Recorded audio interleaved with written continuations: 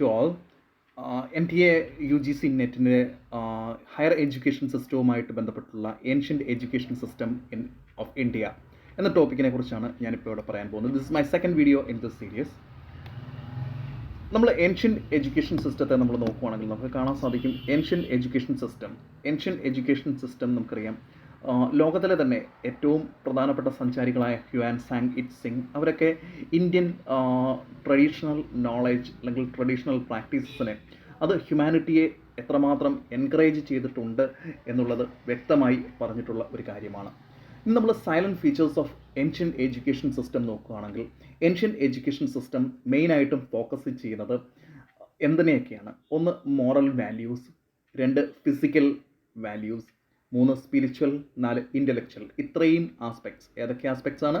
ഒന്ന് മോറൽ, രണ്ട് ഫിസിക്കൽ, മൂന്ന് സ്പിരിച്വൽ, നാല് ഇൻ്റലക്ച്വൽ. ഇത്രയും ആസ്പെക്ട്സ് കൃത്യമായി കവർ ചെയ്യുന്ന ഒന്നാണ് ഇന്ത്യൻ ഏൻഷ്യൻ്റ് എഡ്യൂക്കേഷൻ സിസ്റ്റം. ഇത് മാനവിക മൂല്യങ്ങളെയും സത്യസന്ധതയെയും discipline, self reliance, respect to all creations ഇതിനെ എല്ലാത്തിനെയും ഊന്നിയാണ് ancient education system, ancient Indian education system develop ചെയ്തു വന്നത്.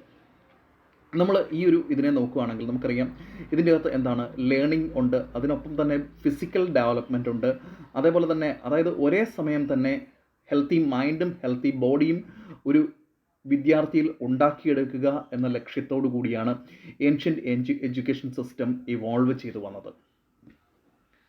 നമ്മൾ ഓർക്കേണ്ട ഒരു കാര്യം, ഏൻഷ്യൻ്റ് എഡ്യൂക്കേഷൻ സിസ്റ്റത്തിൽ ഏറ്റവും ഇമ്പോർട്ടൻ്റ് ആയിട്ടുള്ളൊരു കാര്യം എന്ന് പറഞ്ഞാൽ ജീവിതത്തെ എങ്ങനെ പ്രായോഗികമായി അപ്രോച്ച് ചെയ്യാം എന്നുള്ളതാണ് ഏൻഷ്യൻ്റ് എഡ്യൂക്കേഷൻ സിസ്റ്റത്തിൽ കൃത്യമായി പറയുന്നത്.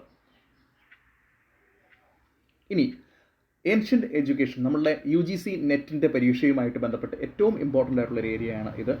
ഏൻഷ്യൻ്റ് എഡ്യൂക്കേഷൻ സിസ്റ്റത്തിന് മെയിൻ ആയിട്ടുള്ള what are the sources of this ancient education system? When you look into the sources of ancient education system, you can see that first one, Vedas. നമുക്കറിയാം Rigveda, Samaveda, Atharvaveda and Yajurveda. അതേപോലെ തന്നെ ബ്രാഹ്മണങ്ങൾ, ഉപനിഷത്തുകൾ, ധർമ്മസൂത്രങ്ങൾ ഇവയൊക്കെയാണ് മെയിനായിട്ടുള്ള സോഴ്സുകൾ. നമുക്ക് ഇനി വേദങ്ങളുമായി ബന്ധപ്പെട്ട് നമുക്കറിയാം ലിംസ് ഓഫ് വേദ എന്ന് പറഞ്ഞ വേദാംഗാസ് ഉണ്ട്. വേദാംഗാസ് നമുക്ക് 6 എണ്ണമാണ് ഉള്ളത്. അത് ഒന്ന്, വ്യാകരണ ദറ്റ് സിംപ്ലി മീൻസ് ഗ്രാമർ; രണ്ട്, എറ്റിമോളജി ഓർ നിരുക്ത; മൂന്ന്, അസ്ട്രോണമി ഓർ ജ്യോതിഷ; നാല്, കൽപ്പ ഓർ റിച്വൽസ്; അഞ്ച്, ഫോണറ്റിക്സ് അല്ലെങ്കിൽ ശിക്ഷ; ആറ്, ഛന്ദസ് അഥവാ മെട്രിസസ്.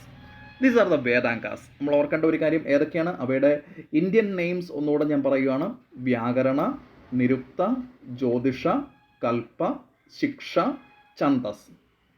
അതായത് വ്യാകരണം എന്ന് പറഞ്ഞു കഴിഞ്ഞാൽ ഗ്രാമർ, നിരുക്തം എന്ന് പറഞ്ഞാൽ എറ്റിമോളജി, ജ്യോതിഷ എന്ന് പറഞ്ഞാൽ അസ്ട്രോണമി, അതേപോലെ തന്നെ കൽപ്പ എന്ന് പറഞ്ഞാൽ റിച്വൽസ്, അതേപോലെ തന്നെ ശിക്ഷ എന്ന് പറഞ്ഞാൽ ഫോണറ്റിക്സ്.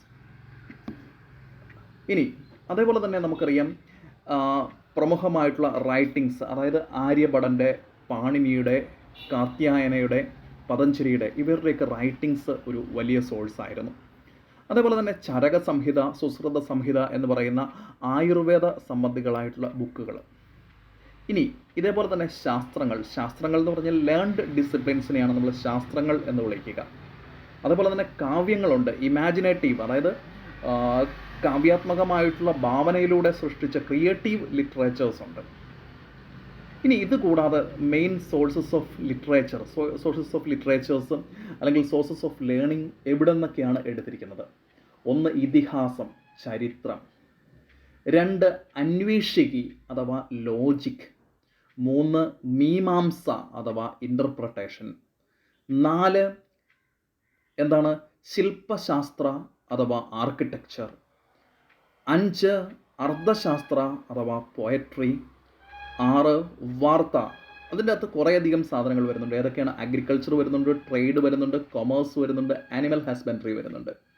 ഇനി ഇതുകൂടാതെ ധനുർവിദ്യ എന്ന് പറഞ്ഞാൽ ആർച്ചറിയാണ്. ഇത്രയും കാര്യങ്ങളാണ് മെയിനായിട്ടും ഈ എഡ്യൂക്കേഷനിൽ ഇൻകോർപ്പറേറ്റ് ചെയ്തിരിക്കുന്ന സാധനങ്ങൾ.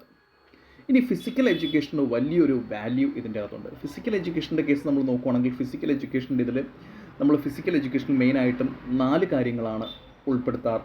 ഇത് ഏൻഷ്യൻ്റ് എഡ്യൂക്കേഷണൽ സിസ്റ്റത്തിൽ ഉൾപ്പെടുത്തിയിരിക്കുന്നത്. ഒന്നാമത്തത് ക്രീഡ. ക്രീഡയിൽ വരുന്നത് ഏതൊക്കെയാണ്?